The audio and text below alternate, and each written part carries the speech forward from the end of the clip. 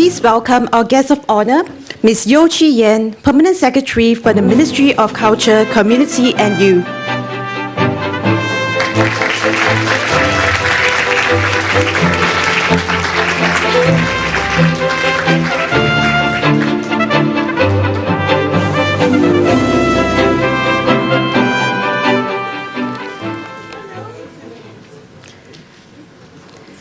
Our guest of honor, Ms. Chee, Permanent Secretary for the Ministry of Culture, Community and Youth. Mrs. Rosa Daniel, Deputy Secretary Culture for the Ministry of Culture, Community and Youth, and Chief Executive Officer of the National Heritage Board. Your Excellencies, distinguished guests, ladies and gentlemen, welcome to the official launch of the Culture Academy Singapore, and it is its inaugural Distinguished Speaker Lecture by Dr. Neil MacGregor, Director of the British Museum. I'm Grace, your MC for this afternoon. To begin, I would like to invite Mrs. Rosa Daniel, Deputy Secretary Culture for the Ministry of Culture, Community and Youth, and Chief Executive Officer for the National Heritage Board, to say a few words. Mrs. Daniel, please. Ms. Chee, Permanent Secretary, Ministry of Culture, Community and Youth, Excellencies, ladies and gentlemen, a very good afternoon and welcome. Thank you all for coming to the official launch of the Ministry's Culture Academy, and in conjunction with this, an inaugural session under its Distinguished Speaker Series. We are truly among colleagues, friends, partners, and supporters of the arts and heritage in Singapore. The Culture Academy has its roots in the NHB Academy, which was set up in 2010. With this foundation, and after 5 years, it is now repositioned to serve the Ministry in reaching out to the wider culture sector. The Academy has 3 parallel tracks that it will focus on. Firstly, it will focus on capability development for the professionals and administrators in the culture sector. Secondly, it will focus on thought leadership through sharing of expertise amongst cultural leaders within and outside Singapore. And thirdly, it seeks to promote, through research and scholarship, a deeper understanding of Singapore and Southeast Asian arts and culture. In a nutshell, the Academy has very ambitious plans to support Singapore's arts and culture professionals in reaching new levels of excellence and to stand tall among their international counterparts. But we cannot do all this without forming strategic partnerships with our cultural and tertiary institutions locally and internationally. We can only flourish with the active participation of institutions within the arts and culture sectors coming together to be trained and to be willing to upgrade our knowledge and skills. The Culture Academy will support in forming partnerships and networks to share ideas and best practices. We will work with and serve our partners in MCCY, such as the National Arts Council, the Esplanade, and the Visual Arts Cluster, which comprises the National Gallery, Singapore Art Museum, and the Singapore Tyler Print Institute. We also have, of course, our partners like LaSalle, NAFA, and we also have our school, SOTA, and we seek to serve everyone among this network of partners in the culture sector. We will also reach out to the network of friends in the museum roundtable of more than 50 museums and galleries, some of whom are here today. In understanding your needs and working with you, we can put together training courses for our cultural leaders and professionals to think out of the box and to be innovative in running their respective institutions. While we put the training of our own professionals in Singapore first and foremost, there will be more opportunities in doing so to also share our experiences with counterparts in the region and beyond. This will contribute to Singapore's reputation as a cultural city of excellence. To mark the launch of the Academy, We are very pleased that we have such a fitting and prominent speaker in Dr. Neil MacGregor, who is a luminary in the international arts and culture scene. The Dean of the Culture Academy, Dr. Alan Chong, will shortly introduce him, and I know, like many of you, we are all eagerly waiting for his lecture that will come shortly, and we are expecting to hear really thought-provoking things from Neil.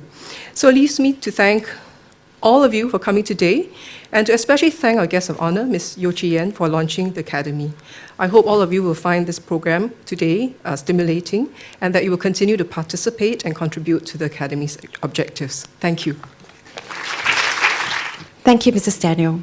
I would now like to invite our guest of honor, Ms. Yeo Chee Yen, Permanent Secretary for the Ministry of Culture, Community and Youth, to address us. Ms. Yeo, please. Your Excellencies, our distinguished guest, Dr. Neil MacGregor, ladies and gentlemen, good afternoon. A warm welcome to the launch of the Culture Academy.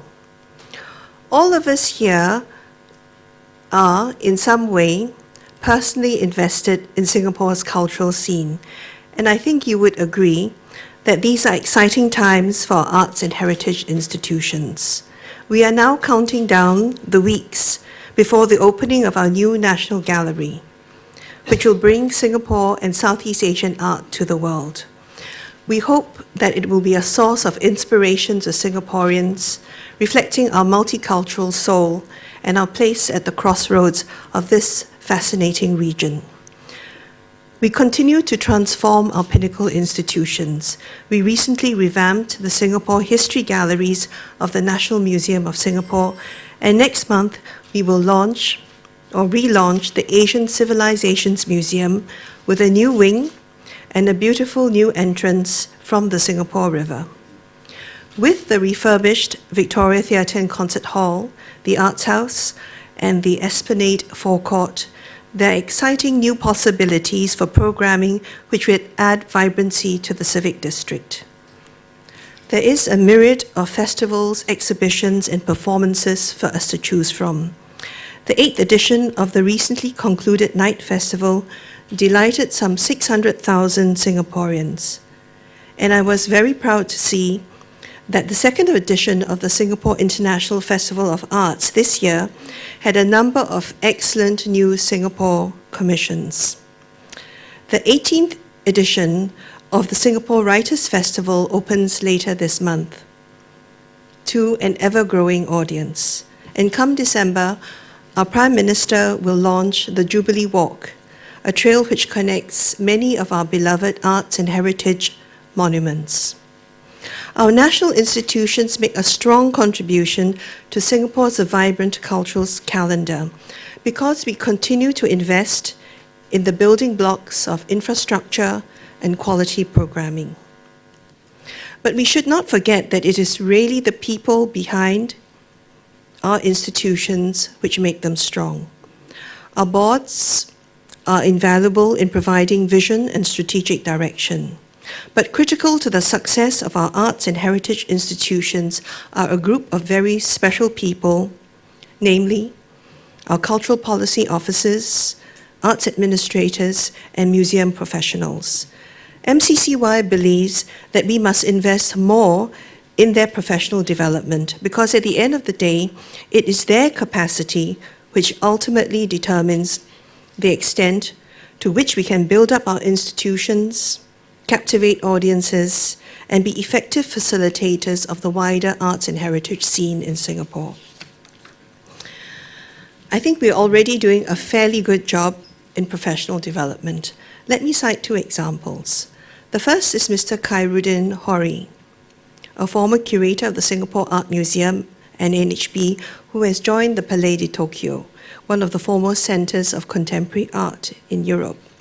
The second is Mr. Tan Boon Hui, former director of SAM and currently ACE of NHB, who will soon take the helm of the Asia Society Museum in New York, having been chosen for the post from over 100 other candidates.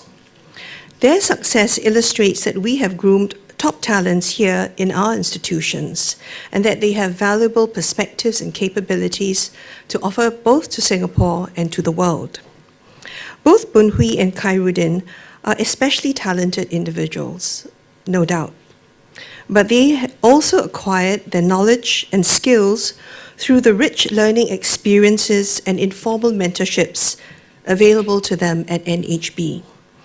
I look forward to their return at some point, as their experience at networks will be valuable to our ecosystem.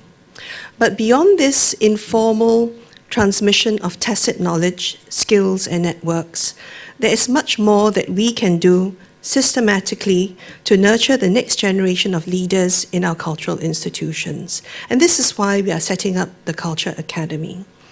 Luckily, as Rosa said, we are not starting from scratch. We are building on the excellent foundations laid by the NHB Academy, which was set up in 2010 as a center of excellence in museum training, scholarship, and research.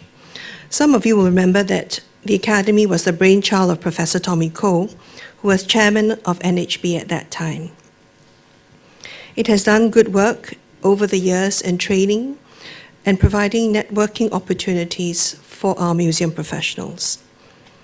But with the growth of new institutions outside NHB, including the National Gallery, SAM, the NAC, its companies, and over 50 private and public museums, we need to expand its mandate. The NHB Academy has thus been entrusted to transform and take on this expanded role. As the refreshed Culture Academy, it will be tasked to groom leaders and develop strong administrators and museum professionals across both the arts and heritage sectors. It will develop competency frameworks and draw on the expertise of local tertiary institutions, as well as international partners like the Smithsonian, the Australian National University, the Rijnvaart Academy in Amsterdam, to offer joint courses on skills and capability development. We aim first and foremost to meet the needs of our own culture professionals so that they'll be well positioned to bring our institutions to international levels of excellence. For instance, we want to train more officers in preservation, conservation, collections planning and development, exhibition design, and digital engagement. I would also like to see us facilitate an active program of interagency secondments or attachments and professional exchanges, both in Singapore as well as with partner institutions abroad. The Academy will also be a platform for research and thought leadership with a focus on Southeast Asian history, art, and culture. Here, the relationships we build with key institutions and partners around the world will be tremendously important to stimulate the exchange of ideas. And that is why we are really very privileged that Dr. Neil MacGregor is here today as the inaugural speaker of the New Culture Academy's Distinguished Speaker Series. In closing, may I say that the Culture Academy is designed to build capability and capacity across MCCY, the MCCY family of cultural agencies and institutions. We hope to grow a culture of deep expertise and a habit of collaboration and international exchange. And we hope that the Academy will help make Singapore a place where cultural leaders meet, exchange ideas, and in so doing, grow a deeper understanding of our own culture and that of Southeast Asia. I wish the Culture Academy every success. Thank you. Thank you, Ms. Yeo. May I request that Ms. Yeo remain on stage to officiate the launch. I would also like to invite Mrs. Rosa Daniel, as well as Dr. Alan Chong, Dean of the Culture Academy and Director of the Asian Civilization Museum, to join Ms. Yeo on stage.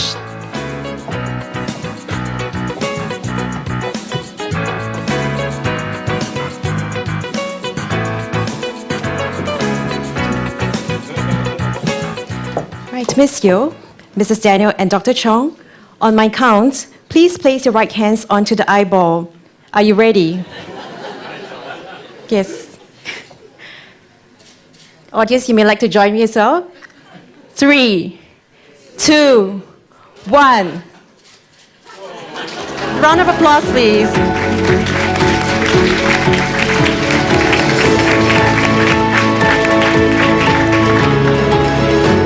Congratulations. The Culture Academy Singapore is now officially launched. Thank you, Ms. Yeo, Mrs. Daniel, and Dr. Chong.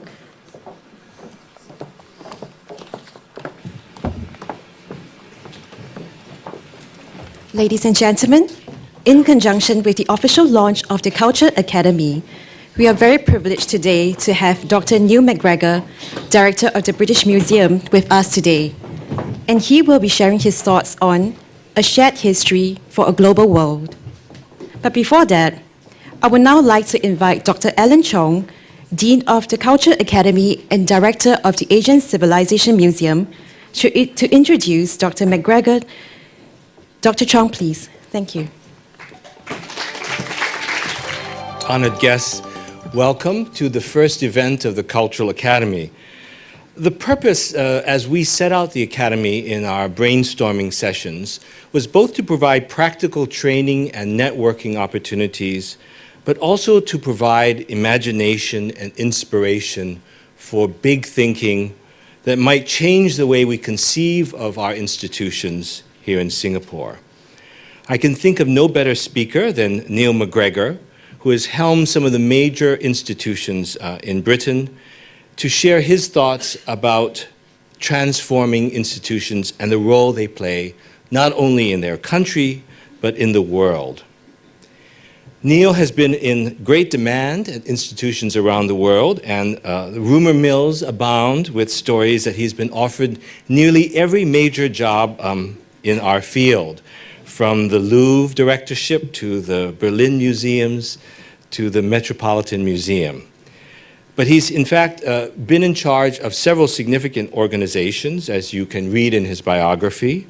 First of all, as editor of the Burlington magazine, one of the most important publications in the field of art history, which he transformed and enlivened into a major thoughtful organ of discussion in our field.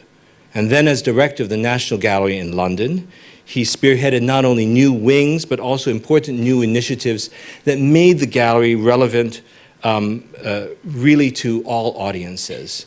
And he embraced curators that came from many different backgrounds and forms of training, and I think has really enlivened that institution and set it on its current path forward. And since 2002, as director of the British Museum, he's performed a similar transformative role in revitalizing a museum that was facing a number of crises, financial, infrastructural, and as well as staff. And I'll just highlight a few of his key contributions.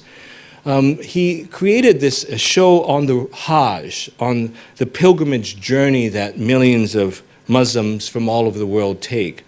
And it proved an enormously resonant project that tapped in not only to historical practice and religious thought, but also to contemporary art and modern ideas. And it is a show that numerous other institutions have borrowed from and actually presented versions of. It's one of the great success stories. It's this embrace of world cultures that's particularly important, I think, and we'll hear more about this, I'm sure, in a few seconds. A curiosity of the whole world, that we are responsible not only to our trustees, our governance, our immediate audiences, and our national context, but we as museum practitioners and as leaders of cultural institutions are really responsible to the entire world, not only for the safekeeping of our collections, but also for innovative thought, an approach that embodies curiosity for the entire world. And various British Museum initiatives that involve training young professionals from all over the world, embracing cross-cultural initiatives such as the Indian Ocean as an important place of exchange. These are the things that really Neil has brought to the mission of the British Museum and that we look to with great interest and respect. So it's great personal pleasure to welcome Neil MacGregor to inaugurate the Cultural Academy of Singapore with this with his lecture. Neil.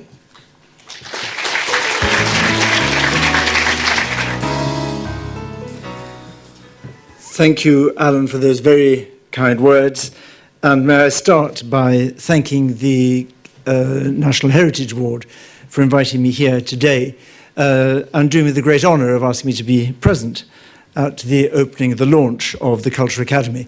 I'm already filled with envy at that mechanical eyeball that's over there. Yes, we have nothing like that in Britain at all. And I think we'll try to open all our future exhibitions by asking people to touch on the count of 3. It was a magnificent beginning, and thank you for allowing me to watch that.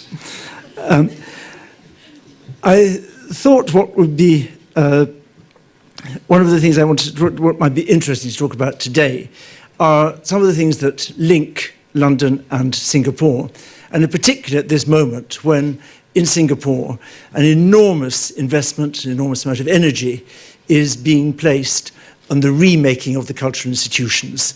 It's a very exciting moment for the rest of the world to be in Singapore as the new National Museum, the new National Gallery, a whole set of renewed institutions consider what the past means in the present and how that past should be thought about, debated, made available so that we can understand ourselves.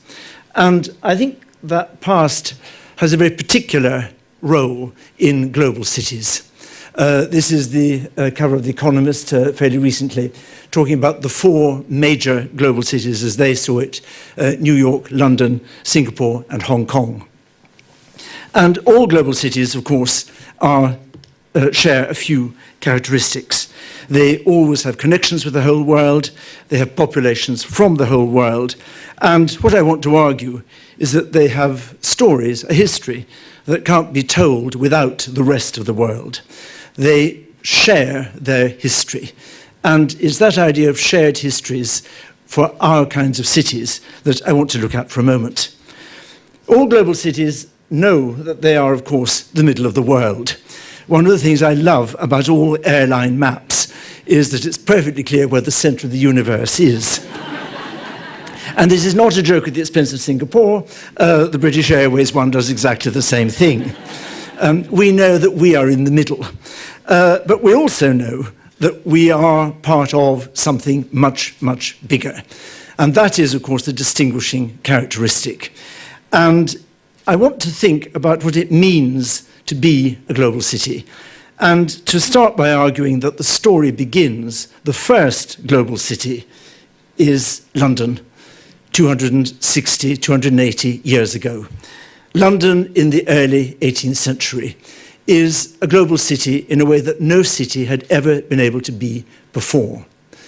The huge changes in technology and shipping of the 17th century in Europe, and above all, the mastery of longitude and being able to know where you were sailing to and from, meant that it was possible in the early years of the 18th century, for the first time in history, to sail to any point in the world and to be sure you could get back.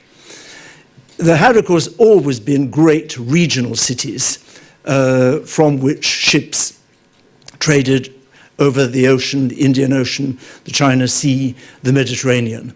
But by the early 18th century, something quite new was possible. And why did it happen in London?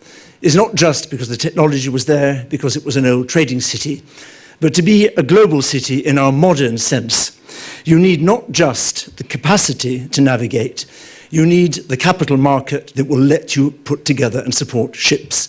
Ships are very risky, huge profits if you get it right when they come home with the cargo, terrible losses if they don't. So you need a banking system, you need something like limited companies, you need insurance companies, and you need some kind of regulatory legal framework. All of these happened in London at the same time. And as you know, the result was that by the 1720s, 1730s, London is by far the largest city in Europe. It's by far the most connected, the most cosmopolitan. And it's become a commonplace by the middle of the century that you can draw into your daily life things from all over the globe. And the perfect example of that in the collection of the British Museum is Lord Anson's dinner plate. Lord Anson, Admiral, circumnavigates the world in the early 1750s. And he writes a book about it, and having made a great deal of money in the process, as admirals tended to do in Britain in the 18th century, he decides he needs a new dinner service, which of course he commissions in China and has prepared for home in England. And on the middle of the dinner plate, he puts not only at the top and bottom his coat of arms, but in the middle, scenes from his journeys. This is the breadfruit tree in the Pacific, which he found particularly interesting. And then he got the Chinese painter to paint the two harbors that were most important to him in the world. On the one side, Canton, Guangdong. On the other side, Plymouth. The Chinese artist had, of course, never seen Plymouth. So to the untrained eye, it's quite difficult to distinguish which is Canton and which is Plymouth. But Lord Anson certainly knew. And it does mean that every day he was able to dine with the world around him, with scenes from all over the world in front of him, and food brought around. It is, I think, the first moment of the global economy. And the global economy produced not just enormous wealth, great increase in trade all around the globe, but a whole set of intellectual consequences. If you could trade with the whole world, you could bring things back from the whole world. That means, for the first time, you could compare what the whole world made. And this is an enormous development. On the economic side, Adam Smith is looking at this sort of world of the Port of London, trading with other countries, in this case particularly with France. And Adam Smith writes The Wealth of Nations, looking at the intellectual, the political consequences and the economic consequences of that kind of trade. But if you bring things back and compare them, you can do something else. And the philosophers, the intellectuals of London, begin to ask ship's captains to bring back not just goods that can be sold, but goods they can collect, study, and compare. How does every country manage the question of medicine? What do people use as medicines? And you can then look and compare. How do they manage the way they look after their children? How do they manage their gods? And if you collect their gods, if you collect their weapons, if you collect their money, you begin to see that there are many different ways of organizing societies, and you can achieve the great dream of 18th century Europe. You can establish that all humanity is effectively the same. This is the great need. Europe in the 1750s, everybody remembered that in the previous 200 years, millions of people in Europe had been killed in wars of religion, wars about how countries should be governed. And the only way people could see out of this was to compare with the rest of the world and see that there are many answers to any one question. That's where the idea of a global museum, a world collection, begins. And it's the origin of the British Museum, which is, I think one can argue, one of the first intellectual consequences of a global economy. Our collection begins with a very wealthy doctor, Hans Sloane, a very clever, ambitious man, who, like many clever, ambitious doctors, decides that he'll choose patients who are not terrifically ill, but are enormously rich. And on the strength of this, was able to put together what was, at the time of his death, the largest collection in Europe, not in the hands of a duke or a prince, of comparative material from the whole world. It had a library with it, a huge library, and it had also natural history. And Sloane is very eager that anybody could study this. Anyone can write to him, go and look at that, visit the house, use the collection to study and to write. You just need to apply. But he's very concerned because he has only 2 daughters.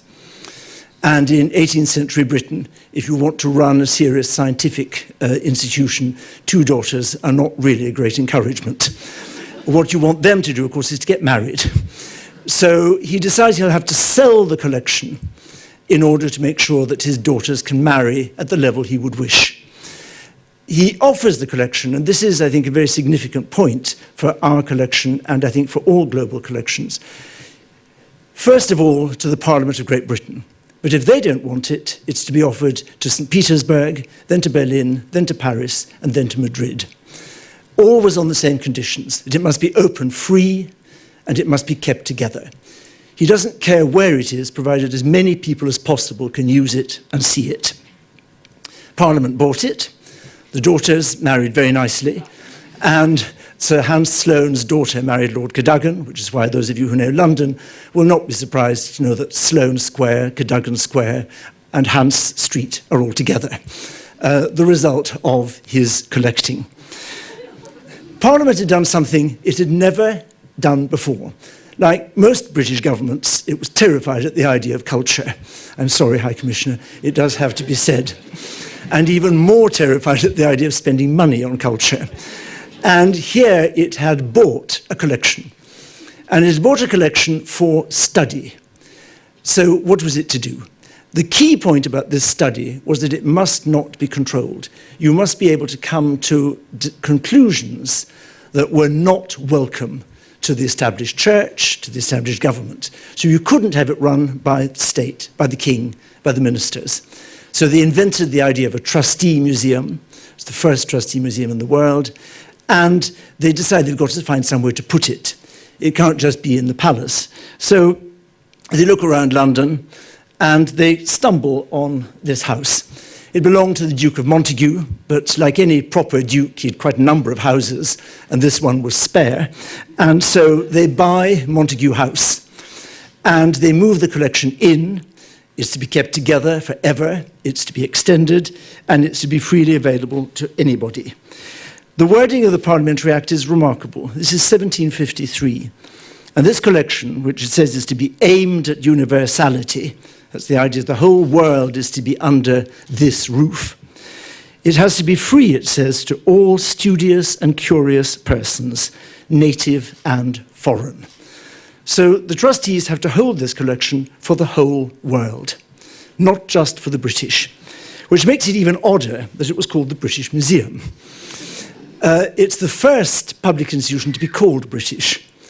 And as you all know, if you visited it, there's very little about British history in it. Why it's called British is because this was to be the museum for the citizen.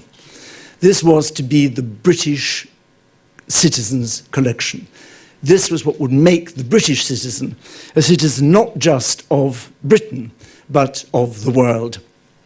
And if you wanted to see it, you just applied and you got a ticket. And as you see, in the 18th century, open to everybody meant open to everybody who was interested in these kind of things. You had to apply, and you were allowed to see it. And as you see, it was to be completely free, and in the 18th century, that meant no money to be given to the servants. What had happened was, and when you turned up at 1 o'clock on Wednesday, the 3rd of March, the door was opened to you by Mary Bygrove, the housekeeper. And she took you in and she let you loose. What had been done was something completely extraordinary. This is completely different from the great collections of the Louvre or the Hermitage. This is not a royal collection which has graciously been made open to you if the king allows it.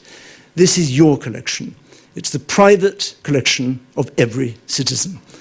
And every citizen can use it as they choose. There was nothing like this in Europe at all. And it was, in intellectual terms, a revolution. It was a kind of open university. There was no university in London, astonishingly. London, the biggest city in Europe, the richest city in Europe, and the only one of its scale without university. Because, as always, in Parliament, Oxford and Cambridge were so strongly represented, they blocked every attempt to have another university. That went on until 1830. So this is the Open University for the people of London trading with the world. And it is about understanding the world. What is important about this collection is that what Mary Bygrove lets you in, she was taken on by the trustees at the age of 11, and died at nearly 80.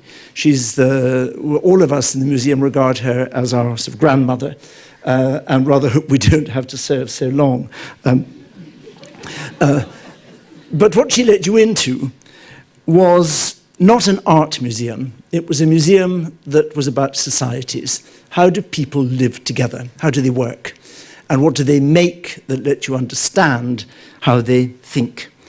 And that idea of a private citizen visiting their own collection remained when, on the same site, the new building was put up in the 1820s, the building you all know. And I don't know what Mary Bygrove now would make of the fact that 7 million people a year come to the British Museum, and that her front garden on a busy summer's day is invaded in this way. But it's this idea of a place where you can look at the world together and compare it, and out of that deduce that we are all essentially one, that there is such a thing as shared humanity, that the British Museum is about. And it's why it was so important for a global city in the 18th century, and it's why I think it's still important as a collection for a global city now. And it's why we're particularly pleased that in early December, a selection from the BM's collections will be coming to the National Museum here. And it will be here for over 5 months. What I want to do is now just look at some of the things that will be coming and talk about why they were collected and what they were meant to suggest as ideas to pursue, to reflect on, and to consider. But of course, because it's coming to Singapore, one of the objects that we wanted to put in, one of the great attempts to understand the world, is some material from the collection of Stamford Raffles. Raffles, this of course is his drawing of Borobudur in Java. And Raffles is a very interesting example of the way in which the collection grew. It was very often, I say, by people like Sir, collected in London by ship captains. It was often also collected by people from the East India Company or trading elsewhere. And Raffles, as you know, built a collection in order to demonstrate to Europeans that the civilization of Java was the equivalent of that of Greece and Rome. A very startling proposal in Europe of the 1810s, 1820s, and one that he defended with great verve and vigor. But the collection starts, of course, much earlier. The collection begins at the very beginning of what human beings make and what human beings are. And the first object, chronologically, in the exhibition starts when humanity starts, about 1.5 million years ago. And it's the object without which you can't have any global cities. It's the object without which none of us would be here. It is the hand axe. This, I think you can safely say, this ability to chip bits of stone into a tool that lets you scrape the meat off the bones of large animals, then strip the hides to make clothes, then strip the trees to make huts. This is the technology. It's the only technology that has ever mattered in the history of the world. 99% of human history was shaped by this object.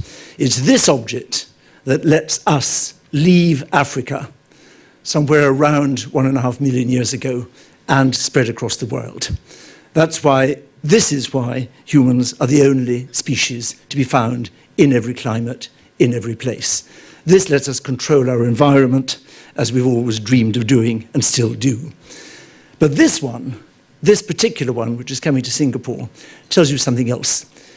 The earliest ones found in the Rift Valley in Kenya and Tanzania are about 1.5 million years old.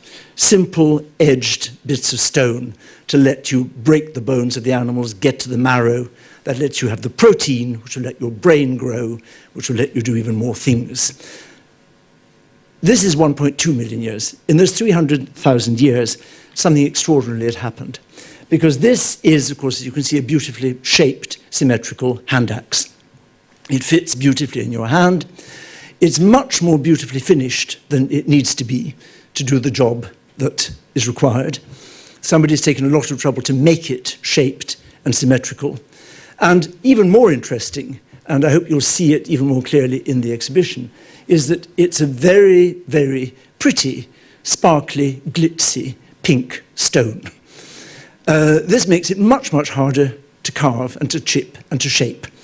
Much, much harder. There's no benefit at all in what you can cut with it.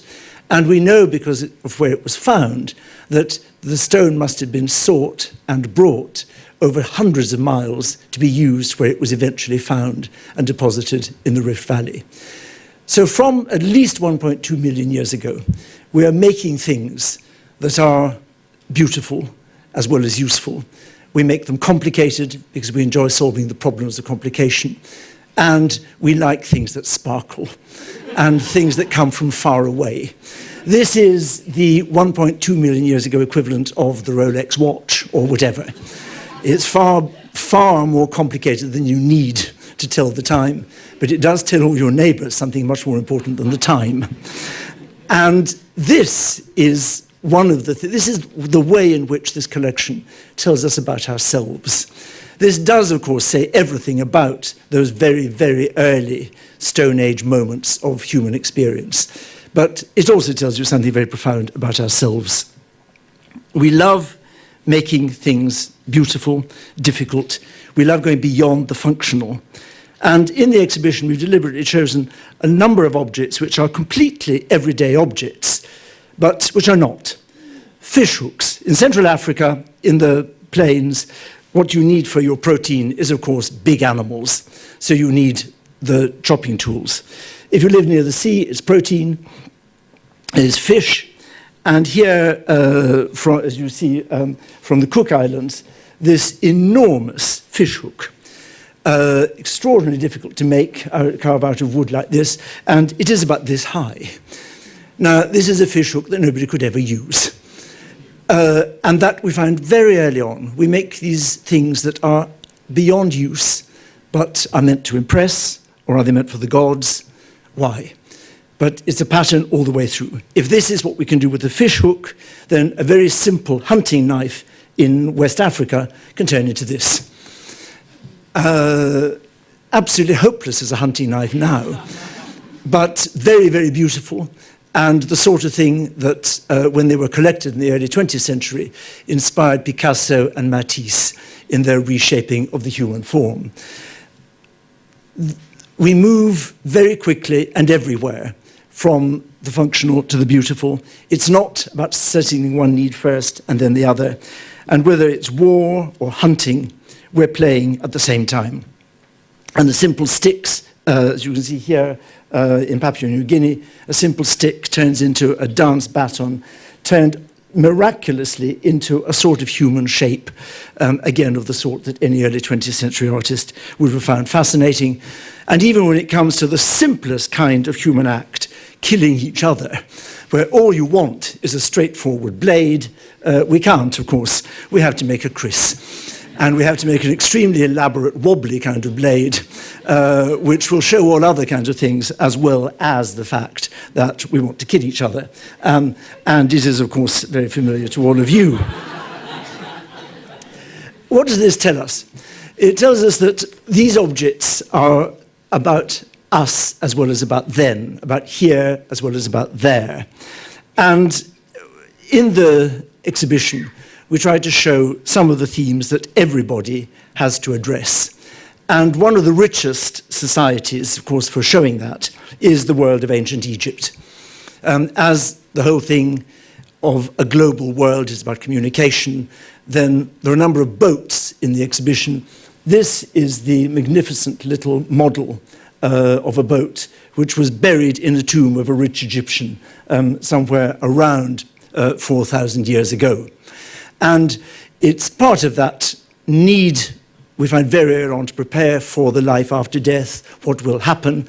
And one, of course, of the great worries of the rich Egyptians, as the worries of the rich everywhere, is how will we manage without the staff? And in early society, you simply kill the staff at the same time so that they're with you for the afterlife. That is quite quickly thought to be extravagant. And so a simpler solution is you make tiny models of the staff and the boats, and by the powers of magic, these will revive when you revive. So you can embark on your new life. You are properly prepared in your mummy, this beautiful portrait of an adolescent boy, wrapped up, prepared, so that his body and his spirit are ready for the great journey of the afterlife. And the servants will be there to do whatever is required, just as they are in life. The afterlife will be like this one, but better organized. A constant view of humanity. And for the Egyptians, that supremely managed and regulated society, one of the things that they were very concerned about in the afterlife was how would the organization and the bureaucracy run. It was a supremely civil service focused society, like all great empires. And it's quite clear that as you proceed through the afterlife, there's going to be an awful lot of bureaucracy to address. There are going to be forms to fill in, there are going to be questions at every barrier. And so you can't set off without a guide. So the Book of the Dead, which is coming, and you can't see this very clearly, but this is what you have buried with you, which is to tell you in the hieroglyphics, this tells you what the questions are going to be when you get to particular thresholds. These are the scenes of judgment. Here is the judge sitting in court. You are standing in front of him, and they tell you what questions he's going to ask, and like all proper civil servants, he'll do exactly what he knows has to be done, and you will have the proper answers. And he'll ask you, of course, all the usual questions that the dead get answered by judgment. Usually, what have you done wrong? And this is the terrible problem for the Egyptians because, of course, the heart, which has been carefully preserved in the mummified body, taken out and preserved so that it will be intact for the future, the heart has this terrible habit of speaking the truth. So you have to put something on the heart, ideally a great scarab beetle, to stop it telling the truth. And these magnificently made beetles of lapis lazuli surrounded by gold, placed on the heart so that it will not be able to give evidence. And I think it's fortunate that we're sitting in a transformed law court where this process must have been gone through many times. And it does, and of course, all of this resonates exactly, doesn't it? We all know exactly what is going on. We know these are people exactly like us. And we know that for the last 50,000 years, we're dealing with people with brains exactly like ours, the capacity to imagine, to order, to think exactly like ours. And we can be very close, I think, to these people. And even this, of course, has to be magnificently beautiful, although its prime function is to make sure the gods don't find out what we've been up to. It's one of the great glories of the museum, of course, our collection of Egyptian material, to such an extent that this famous cartoon in Punch, the jackal judge Anubis questioning the mummy, and the answer being, there must be more to the afterlife than hanging around the British Museum. The terrible disappointment for the mummies of Egypt to find they've wound up in Bloomsbury. But there is the consolation that now some of them are coming to Singapore, so we're doing our bit to cheer them up. As I said, there are boats all through. Boats, every society makes boats as soon as it possibly can for trading, for fishing, this magnificent little kayak from the Canadian Arctic. And of course, you make them as models for your children so they will know what's coming. And you travel with the boats, and all this part of the world is, of course, a world shaped by sea travel, people moving around, things moving around, ideas moving around. And we wanted to illustrate through some very beautiful objects that whenever people travel, they don't just take goods in order to trade. They also take, of course, their ideas and above all their stories. And we saw in Borobudur the way Raffles studied Borobudur, he was fascinated by the fact that it was quite clear that the sculpture in Borobudur showed Indian influence. He realized that the sculptors or the knowledge of an Indian sculptural tradition must have traveled with the people who brought Hinduism to Java. And as well as Hinduism, they brought, of course, the great myths and the great stories. And all across Southeast Asia, figures of Hanuman. People take their myths and their great stories with them. They can't travel without. And whether it's Hanuman in this magnificent little bronze from South India, or the marvelous Rama on the Garuda from Bali, the objects will tell you that people cannot leave their stories behind. And they take the stories with them, and they become the stories of the place they go to. This is, in a very literal sense, a shared story, a shared history. And the more people that come to your city, the more stories you have, the more stories you're able to share. What do we want to, that's one obvious strand, if you like. We all know that emigrants take with them not just the way they cook, but the way they tell their children's stories. And the two together are probably what makes a civilization. But that even what are thought to be universal ideas change immediately once in a local context.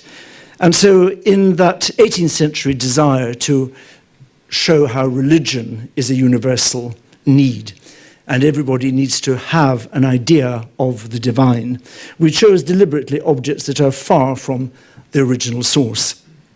So the Christian objects, this little St. Joseph made of ivory from the Philippines. But the ivory in the Philippines, well, as you know, there aren't many elephants in the Philippines. What is fascinating is that the ivory is brought from Africa to the Philippines to be made into a Christian imagery, then to be re-exported to South Asia. The Muslim tradition doesn't, of course, have the images of the holy people or of the gods. What they do have, of course, is the writing, the script, the word. And we've chosen this magnificent gravestone to make a very particular point, that it's carved in Gujarat, but it's carved in Gujarat ordered by a merchant in Yemen, as you can tell from the inscription. This is a global religion already at this date, trading and traveling, and faith travels along the trade routes.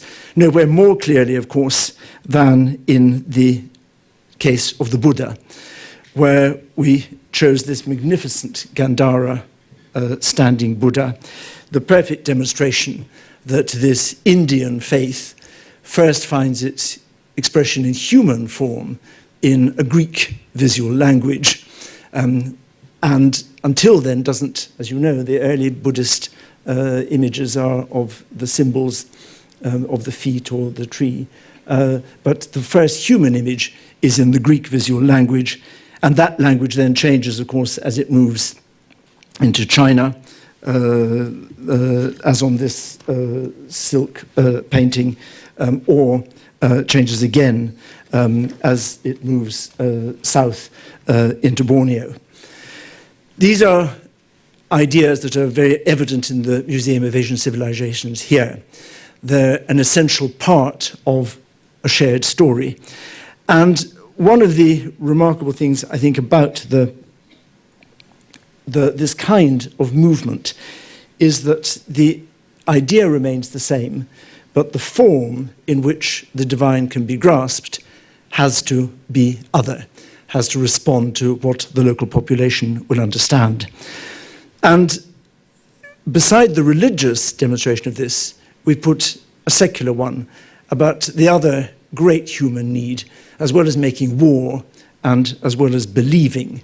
We all like to play games. And the greatest game of all, of course, is the one that comes from India, that organizing of war that we all know as chess. The idea that you can make war into a game, a tidy game with rules and order, is something that once the Indians invent it, everybody understands and want. We all dream of a world where war can be reduced to chess. The game moves west into the Mediterranean, through the Middle Ages, until by 1200, every sophisticated European wants to play chess, even in Ireland. Now, I speak as a Scot, so it's almost as bad. We are right on the edge of the civilized world, right on the edge, couldn't be further away. But we want to play chess, and we know that if you're in Ireland, you order your chess sets in Norway, because that's where people had their chess sets made in 1200.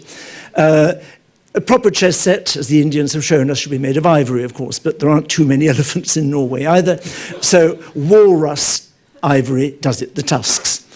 But the key figure of the infantry, if you like, or the cavalry in an Indian game is, of course, the mounted elephant. In Western Europe, that has to be, of course, the knight. He has to become a horseman, and he has to be carved in walrus ivory. And these are made in Trondheim, probably somewhere around 1220. And then they set off for Ireland, which seems to have been the chess-playing capital of Europe at this point. And the ship gets, we don't know what happens, but they're buried, these chess pieces, on the island of Lewis and the Hebrides in northwest Scotland. And they're found in the 1820s. And they're a brilliant example of how the one idea has to be expressed in different languages as well as different materials. It's not just walrus ivory. We have knights on horseback instead of elephants. But a war in medieval Europe is, of course, impossible without the church. You can't have the war without the church. Not only do you need their blessing as for the Crusades, but as their great landowners, landlords, you need their support. And the Lewis chessmen coming to Singapore include the earliest known bishop in the Western European game. This is the first evidence we have that even at the level of a game, you know that without your bishops, you can't make war. They are magnificent objects. Well worth looking at. They're marvellously characterized close up, and particularly the Queen. I'm not showing you her because I want you to come to the exhibition. But she is, of course, the figure who has now become the great central figure in the game. She's the power. And she looks very tough indeed. The Lewis chessmen are one of the universals that we all want to try to turn war into a game, whether it's sport, which is obviously one way, or whether it's this kind of game, it doesn't really matter. We need order, and we long for order, and we try to impose it on battle, but we also try to impose it, of course, on the natural world. Pattern is something we need. Pattern, because we can predict it, because it suggests we can manage and arrange our lives, and even when the pattern is so successful, as on a Chinese plate, the great blue and white tradition, this magnificently complex shaped pattern in the middle, as it moves on, the next people can never stick with what they've got. Just as the hand axes have to get bigger and glitzier, just as the fish hooks have to get more and more outsize, you can't stick with a perfectly successful flower pattern. When this pattern moves on to Turkey, it's got to have color, and it's got to be totally symmetrical in a very pleasing way. We long to innovate. And one of the extraordinary things is that we can, of course, make a world that we haven't seen.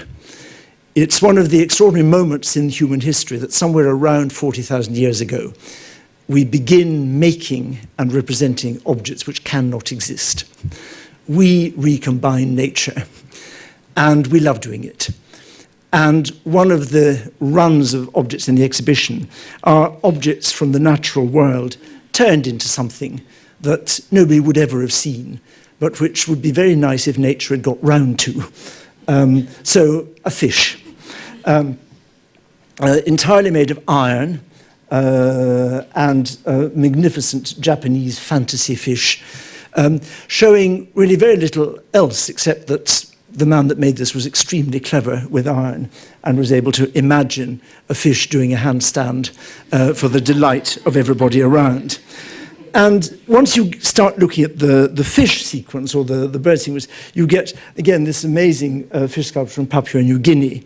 And as you try to sort out where the head is and the tail and the fin, you realize the fun this person must have had taking that little bit of wood and rearranging in it the different bits of the fish in a way that, had a fish been a wooden ball, this is what a fish would have looked like. And we all enjoy it. They enjoyed making it quite clearly. This playing is something that is completely universal. I think my favorite in the exhibition is this magnificent glass jar from Iran of a bird stretching up to swallow something, but waiting for it to be poured into. And there are a run of birds, just to show you, birds turned into clubs, as you can see here, or into a magnificent brooch to wear on the chest, these frigate birds from the Solomon Islands. And once you get into animals, of course, the scope for humour is absolutely limitless.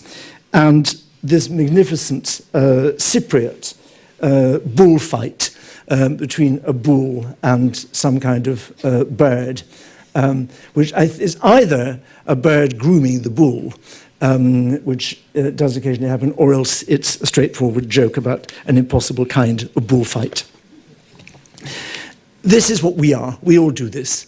And every culture, the humour in these objects is a humour we can still respond to. And behind it all is the question always, so who are we? Who do we think we are? How do we show ourselves? And here the range is just as dizzying of the way we can think ourselves to be. Western Europe, indeed most of the world, is now completely fixated on the Greek myth of a lot of time in the gym, regular working out, holding your tummy in, and then strutting around. This tradition of the Olympic Games, of the athlete wearing very little, usually in Greece nothing, but always very little, showing off the beauty of the body, is an extraordinarily powerful one. And it was completely new.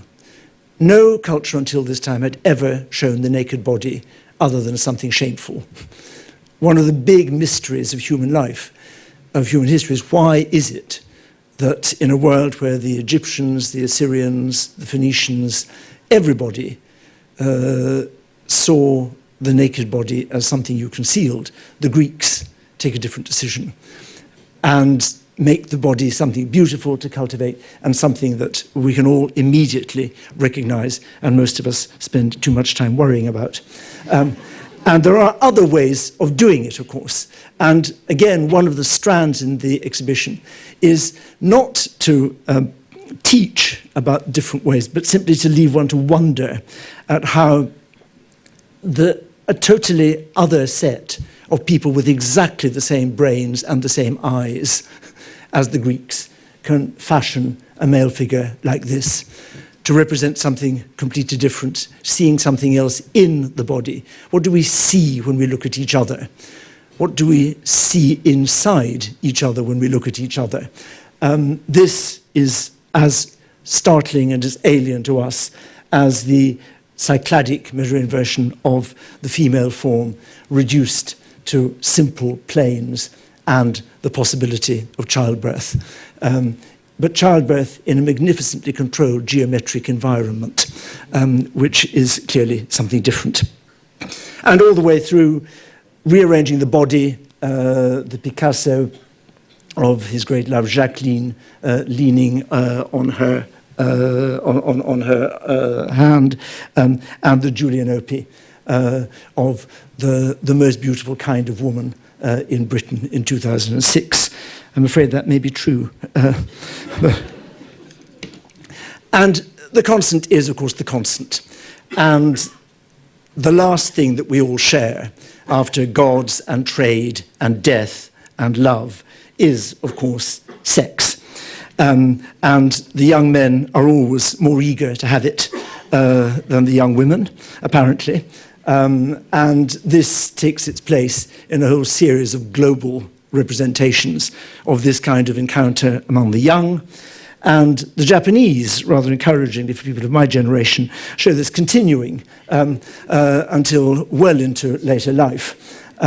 This tradition of Japanese shunga, spring paintings, was one of the great traditions in Japan until the arrival of the missionaries after the 1850s. It's a tradition which was highly evolved, these erotic, in some cases one would have to say in our terms, pornographic imagery, done apparently entirely to talk about the pleasure and the delight of sex. The American missionaries in the 1860s thought this should be discouraged, and the first exhibition of this material was held a couple of years ago at the British Museum and then in Japan. And this, of course, this later stage of human pleasure can only be got to by going through the horrors of adolescence. And this is one of my favourite images in the British Museum, this extremely nervous young Persian boy who was beginning to wonder whether that hat was such a good idea after all. And we can so imagine him buying it and thinking what a dash he was going to cut. And then, then. This is what the exhibition is about. It's about showing that if you collect the world, you discover that we are all, in a very deep sense, the same, although the same in such wonderfully different ways that is exhilarating and energizing. And that idea of a shared history is particularly important, I think, at the moment, because one object in the exhibition, which was planned before recent developments, is this statue from Palmyra. And since we planned the exhibition, it has, of course, taken on a totally different kind of meaning. We had originally seen it as part of the section about representing the human body and the human form. And this, of course, comes from the city that is now being destroyed, and where I think we've come to understand in a very real way what it means to have a shared history and what it means when someone takes it away from us. And it will be in the exhibition, I think, a rather poignant reminder of the need to acknowledge what it means to be citizens of the world and equal inheritors of every part of humanity's creations. But we want to finish on something a little chirpier. So the latest object in the exhibition is Jim Dine's Beautiful Heart, which is as near as you can come, I think, in any work of art saying that it's all going to be all right. I think that, and it's a very, very beautiful object. That's what the exhibition's about. And I think it does matter, because global cities and the world we live in is a world, whether we're in Singapore or in London or anywhere in between, where xenophobic nationalism and the division of humanity by race or by religion is becoming ever more frequently part of the political dialogue, part of the political weaponry of those who rule us. And one of the weapons we have against that attempt to divide is, I think, this insistence that we are all part of one humanity who, for as long as one can imagine and as long as history can tell us, all believe about the same kind of thing, think about the same kind of things, and laugh at the same kind of things. And that is what we hope will be the result of the museum's exhibition when it comes to Singapore. Thank you very much.